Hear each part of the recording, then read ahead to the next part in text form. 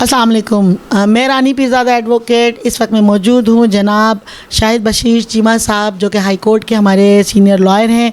इनसे हम कानून से रिलेटेड कुछ बात करेंगे। करना चाहूँगी कि कहते हैं अब कि अगर लड़की या औरत वो खुला ले रही है कोर्ट से तो वो अपना हक छोड़ेगी। अगर शौहर तलाक देगा तो हक देगा। अच्छा, बहुत सी लड़कियां ये कहती हैं कि जनाब जो पढ़ी लिखी होती हैं वो हमसे भी सवाल करती हैं कि आया कि जनाब अगर हमने शादी की थी तो जाहिर से हम अनमेरिड थी, कुंवारी थी, शादी करने के बाद बच्चे हुए तो जाहिर से बात एक मिलाप हुआ, एक शादी हुई, एक बंधन बना, तो ये सिलसिला हुआ। अब जब मैं इस उम्र में आकर मैं तलाक अगर ले रही हूँ या खुला ले रही हूँ कोर्ट से, तो ये क्या कानून में पेचीदगी डाल दी है कि अगर मैं कोर्ट से खुला ले रही हूँ तो मैं हक छोड़ूंगी। तो इस हवाले से आप क्या समझते हैं कि कानून में ऐसा है कि अगर कोई लेडीज़ खुला ले रही है कोर्ट से तो वो अपना हक मेहर छोड़ेगी, या ऐसा कुछ है या नहीं है? कुछ थोड़ा सा इस पर रोशनी डालिए। जी बिल्कुल इस तरह है कि अगर तो हस्बैंड जो है वो डाइवोर्स देता है तो जो डावर अमाउंट है, चाहे वो प्रम्प्ट है या जो है दूसरी डेफर्ड अमाउंट है, यानी कि जिसको मुअज्जल या गैर मुअज्जल कहते हैं, तो जो मुअज्जल होती है उसमें एक पोर्शन वो छोड़ना पड़ता है। सॉरी, अगर हस्बैंड खुद डाइवोर्स देता है तो वो जो है डावर का इसमें कोई डिस्कशन नहीं होती, वो बीवी को ही मिलेगा। अच्छा, अगर कोई औरत जो है वो बीवी खुला लेती है तो उसमें ये होता है कि ये कानून भी है हमारा कि उसमें जो है उसका चौथा हिस्सा या हाफ़ अमूमन आम रूटीन में जो है ना वो 25% जो है ना उस हक़ में से उसको छोड़ना पड़ता है, यानी कि वो रिटर्न करना पड़ता है अगर उसने लिया हो। अगर नहीं लिया तो वो 25% जो उसका शेयर है वो छोड़ेगी और 75% वो लेगी। ये कानून में इसी तरह की कानून साजी है। हालांकि ये पेचीदा मसला है, इस तरह होना तो नहीं चाहिए। इसमें कानून साजी मज़ीद बेहतर तरीके से भी हो सकती है। इसको इस्लामिक लिहाज से भी देखा जा सकता है कि जो है वो नबी पाक के ज़माने में किस तरह हुआ, हमारे जो उसके बाद फरमा रवा आए यानी कि खुलफाए राशिदीन आए, उनके दौर में क्या रवायतें डेवलप हुई, और आगे से आगे इसमें जो है वो मज़ीद इस्लामिक अंदाज से शरई लिहाज से उसको देखा जा सकता है कि इसमें है क्या। फ़िलहाल जो करंट लॉ चल रहा है उसमें 25% जो है वो वो उस फीमेल को, उस औरत को वो अपना राइट छोड़ना पड़ता है। बहुत शुक्रिया सर, चीमा साहब ने बहुत डिटेली बात बताई है।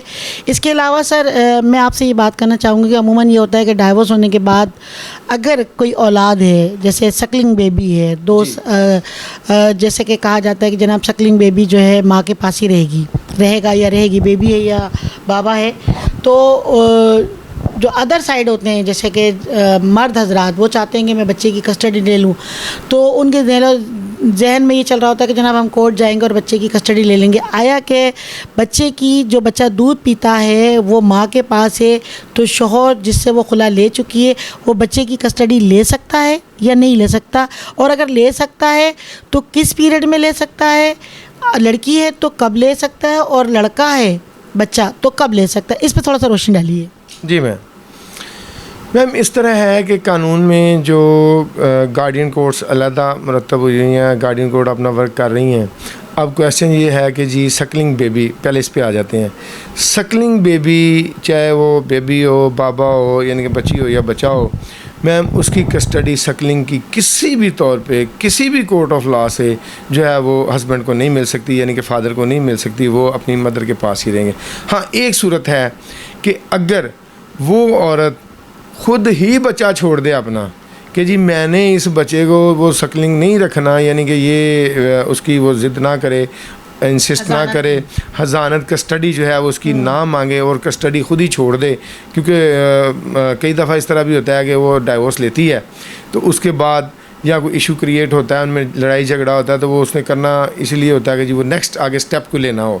अगर ये बात किसी का माइंड, अगर ये किसी का माइंड में अगर वो खुद बच्चा छोड़ना चाहे तो हो सकता है, अदरवाइज़ शौहर नहीं ले सकता। शौहर किसी भी कोर्ट ऑफ लॉ से या किसी भी तरीके से जो है बच्चे की कस्टडी नहीं ले सकता। चलिए, ये बात तो क्लियर हो गई कि जनाब सकलिंग बेबी अगर माँ छोड़ना चाहे तो वो कस्टडी दे सकती है, अदरवाइज़ शौहर अगर कहता है कि मैं बाप हूँ और मैं किसी भी कोर्ट से ये दूध पीते हुए बच्चे को माँ से ले सकता हूँ तो नहीं ले सकता। चलें, ये क्लियर हो गया।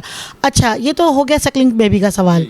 आया कि जनाब एक औरत है वो शादी नहीं करती और बच्चे हैं उसके अपने पास, वो रखती है अपने पास, और शौहर से क्या उन बच्चों का ख़र्चा ले सकती है?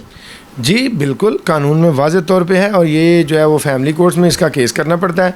अगर वो नहीं देता अखलाकी तौर पे तो जो फादर है बच्चों का उसको ख़र्चा देना चाहिए। जो भी उनके हैं एक्सपेंडिचर्स और रेशो के बढ़ने के साथ साथ इन्फ्लेशन रेट जब बढ़ता है तो वो ख़र्चा बढ़ता भी है। अदालतों में जाएँ तो अदालतें भी उसकी परसेंटेज के तहत वो बढ़ाती हैं कि जी इन्फ्लेशन रेट जो बढ़ गया अब ख़र्चा बढ़ेगा।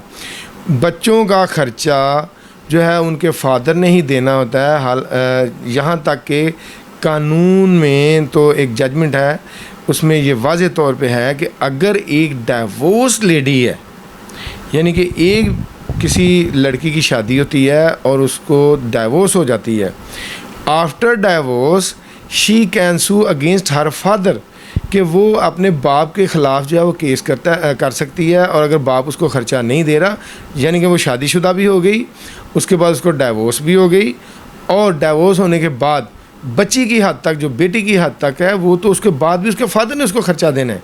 उसका जो मंथली सारे अखराजात हैं उसके फादर ने पूरे करने हैं।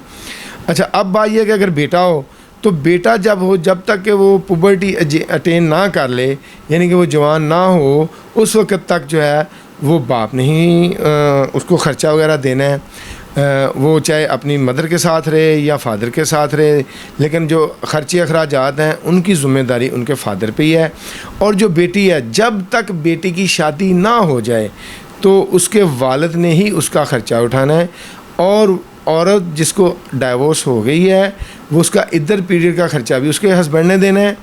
और अगर उसको डाइवोर्स नहीं हुई तो जब तक वो बैठी है में, तो वो ख़र्चा जो है वो उसका, उस औरत को भी उसका शौहर ख़र्चा देने का पाबंद है। हालांकि इसमें कुछ थोड़ी सी कॉम्प्लिकेशंस हैं कि वो अगर मैट्रिमोनियल लाइफ नहीं गुजार रही तो वो फिर उस लिहाज से ख़र्चा नहीं होता, जैसे कि जब वो अगर अपनी मैट्रिमोनियल लाइफ जो है वो स्पेंड कर रही है अपने हस्बैंड के साथ, तो वो कंडीशन जो है वो थोड़ी सी वीक हो जाएगी। लेकिन ये है कि उस सूरत हाल में भी अगर वो बैठी हुई है बच्चों के पास, तो उसका हस्बैंड ही उसको जो है ना, अगर मैरिज इंटैक्ट है तो वही उसको ख़र्चा देगा। मेंटेनेंस अलाउंस जो है उसमें से किसी भी तौर पे कोई भी कोर्ट ऑफ लॉ या किसी भी पंचायत में कोई छूट नहीं मिल सकती। बहुत शुक्रिया चीमा साहब, आपने बहुत तफसील से रोशनी डाली है।